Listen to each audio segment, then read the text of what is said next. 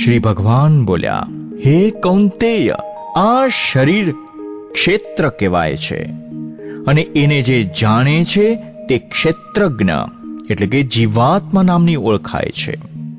આવું આ બંનેના તત્વને જાણનારા જ્ઞાનીજનોએ કહ્યું છે. હે ભારત, બધા ક્ષેત્રોમાં ક્ષેત્રજ્ઞ પણ તું મને જ જાણ, અને ક્ષેત્ર અર્થાત વિકાસ સહિતની પ્રકૃતિ તથા ક્ષેત્રજ્ઞ અર્થાત પુરુષના વિષયનું જે તત્વ સહિત જ્ઞાન છે એ જ ખરું જ્ઞાન છે, એવો મારો મત છે.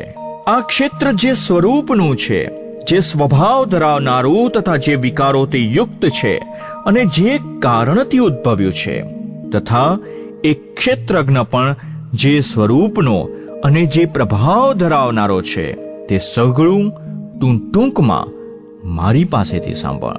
ક્ષેત્રજ્ઞનું આ તત્વ ઋષિઓ દ્વારા અનેક પ્રકારે કહેવાયું છે. વિવિધ વેદ મંત્રો દ્વારા પણ વિભાગપૂર્વક કહેવામાં આવ્યું છે. તેમજ સારી રીતે નિશ્ચિત કરેલા યુક્તિપૂર્વકના બ્રહ્મસૂત્રના પદો દ્વારા પણ કહેવાયું છે.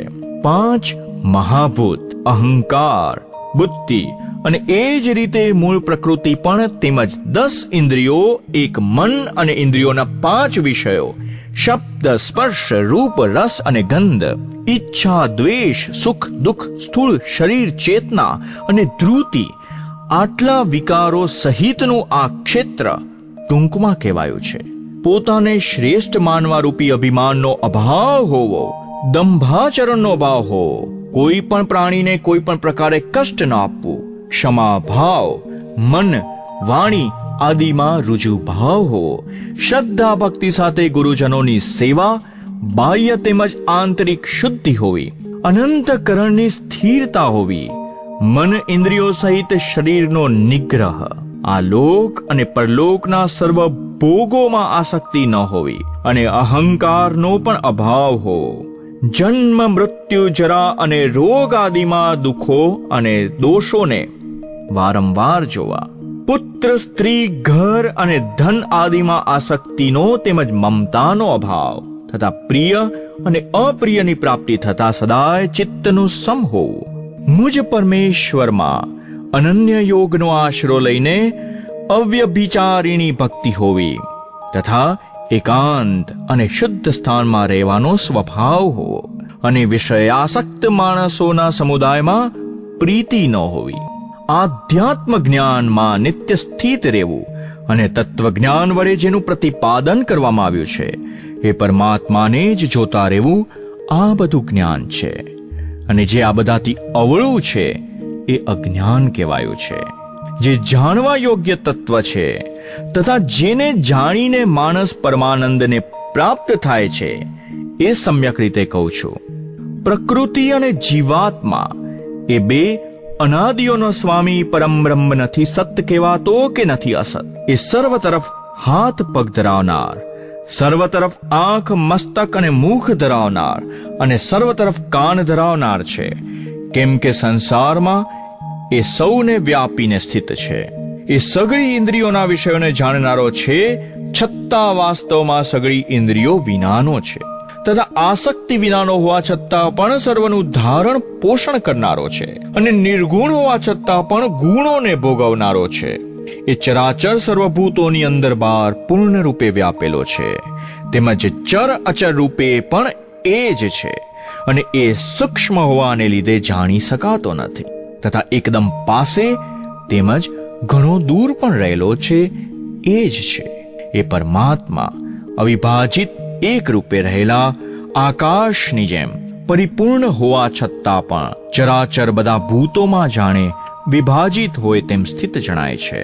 તથા એ જાણવા યોગ્ય પરમાત્મા વિષ્ણુ રૂપે ભૂતોનું ધારણ પોષણ કરનારો, રુદ્ર રૂપે સંહાર કરનારો, તેમજ બ્રહ્મા રૂપે સર્વને ઉત્પન્ન કરનારો છે. એ પરબ્રહ્મ જ્યોતિઓનો પણ જ્યોતિ તેમજ માયાથી પર કહેવાય છે. એ પરમાત્મા બોધ સ્વરૂપ જાણવા યોગ્ય તેમજ તત્વજ્ઞાનથી પામવા યોગ્ય છે, અને સૌના હૃદયમાં વિશેષ રૂપે રહેલો છે. આ પ્રમાણે ક્ષેત્ર, જ્ઞાન તેમજ જાણવા યોગ્ય પરમાત્માનું સ્વરૂપ ટૂંકમાં કહું છું. મારો ભક્ત તેને તત્વથી જાણીને મારા સ્વરૂપને પામે છે. મૂળ પ્રકૃતિ અને પુરુષ એ બેયને તું અનાદિ જાણ, અને રાગ દ્વેષ આદિ વિકારોને તથા ત્રિગુણાત્મક બધાય પદાર્થોને પણ પ્રકૃતિથી ઉદ્ભવેલા જાણ. કાર્યો અને કરણોને ઉત્પન્ન કરવામાં પ્રકૃતિ કારણ કહેવાય છે, અને સુખ દુઃખોનો અનુભવ થવામાં જીવાત્મા કારણ કહેવાય છે.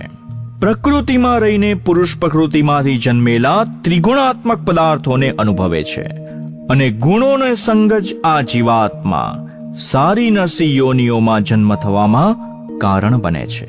આ દેહમાં રહેલો હોવા છતાં આ જીવાત્મા વાસ્તવમાં પરમાત્મા જ છે. એ જ સાક્ષી હોવાને લીધે ઉપદ્રષ્ટા અને ખરી સંમતિ આપનારો હોવાને લીધે અનુમંતા, સૌનું ધારણ પોષણ કરનારો હોવાને લીધે ભરતા, જીવરૂપે ભોગતા, બ્રહ્માદિનો સ્વામી હોવાને લીધે મહેશ્વર, અને શુદ્ધ સચ્ચિદાનંદન હોવાથી પરમાત્મા એમ કહેવાયો છે. આ રીતે પુરુષને અને ગુણોની સાથે પ્રકૃતિને જે માણસ તત્વથી જાણે છે, એ સર્વ રીતે કર્તવ્ય કર્મ કરતો હોવા છતાં પણ ફરી નથી જન્મતો.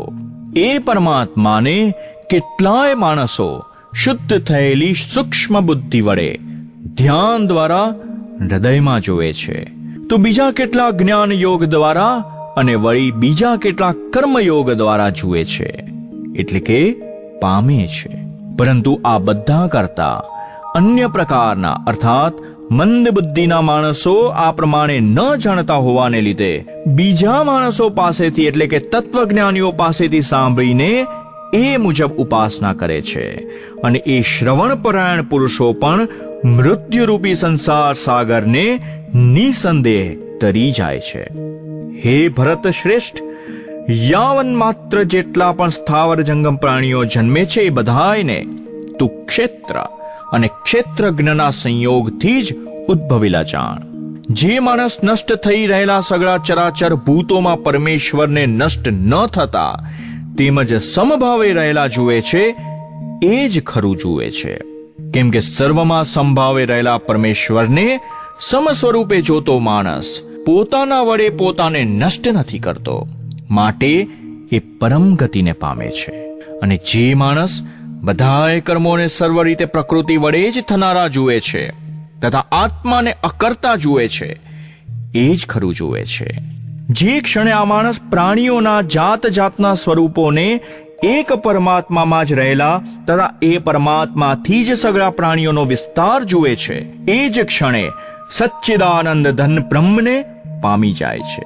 હે કૌંતેય, અનાદિ હોવાને લીધે તથા નિર્ગુણ હોવાને લીધે આ અવિનાશી પરમાત્મા શરીરમાં રહેલો હોવા છતાં પણ ખરી રીતે ન તો કશું કરે છે કે ન તો લેપાય છે.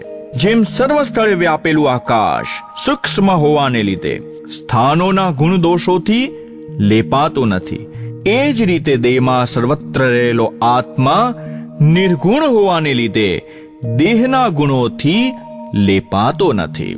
હે ભારત, જેવી રીતે એક જ સૂર્ય આખા બ્રહ્માંડને ઉજાળે છે, એ જ રીતે એક જ આત્મા આખા ક્ષેત્રને ઉજાળે છે.